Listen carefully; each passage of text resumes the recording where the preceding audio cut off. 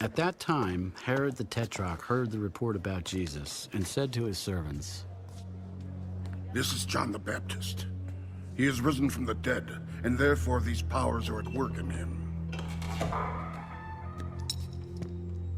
For Herod had laid hold of John and bound him and put him in prison for the sake of Herodias, his brother Philip's wife, because John had said to him, "It is not lawful for you to have her." And although he wanted to put him to death, he feared the multitude, because they counted him as a prophet.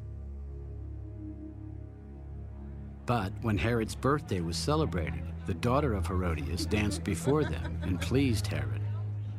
Therefore he promised with an oath to give her whatever she might ask.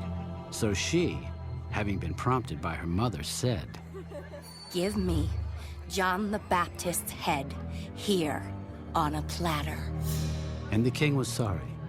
Nevertheless, because of the oaths and because of those who sat with him, he commanded it to be given to her.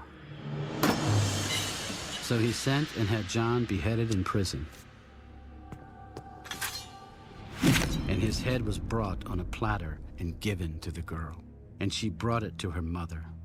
Then his disciples came and took away the body and buried it, and went and told Jesus.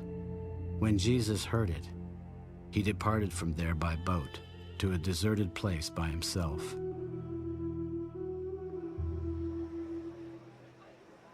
But when the multitudes heard it, they followed him on foot from the cities. And when Jesus went out, he saw a great multitude, and he was moved with compassion for them, and healed their sick. When it was evening, his disciples came to him. "This is a deserted place, and the hour is already late. Send the multitudes away that they may go into the villages and buy themselves food." They do not need to go away. You give them something to eat. We have here only 5 loaves and 2 fish. Bring them here to me.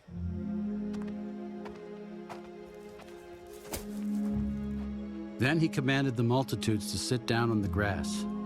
And he took the 5 loaves and the 2 fish, and looking up to heaven, he blessed and broke and gave the loaves to the disciples, and the disciples gave to the multitudes. So they all ate and were filled, and they took up 12 baskets full of the fragments that remained. Now those who had eaten were about 5,000 men, besides women and children.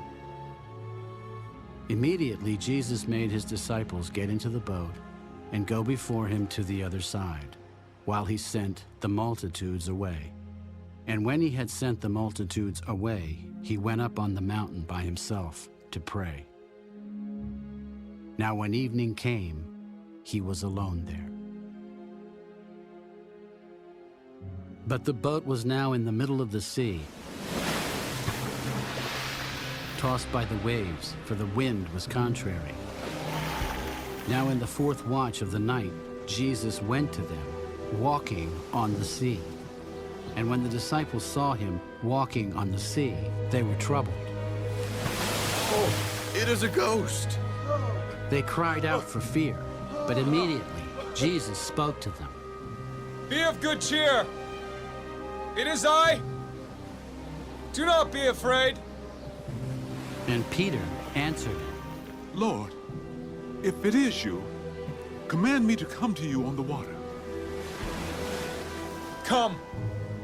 And when Peter had come down out of the boat, he walked on the water to go to Jesus. But when he saw that the wind was boisterous, he was afraid, and beginning to sink, he cried out, "Lord, save me!" And immediately Jesus stretched out his hand and caught him. "Oh, you of little faith, why did you doubt?" And when they got into the boat, the wind ceased. Then those who were in the boat came and worshipped him. Truly, you are the Son of God.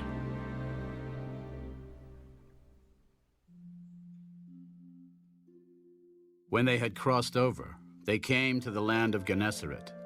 And when the men of that place recognized him, they sent out into all that surrounding region, brought to him all who were sick, and begged him that they might only touch the hem of his garment. And as many as touched it were made perfectly well.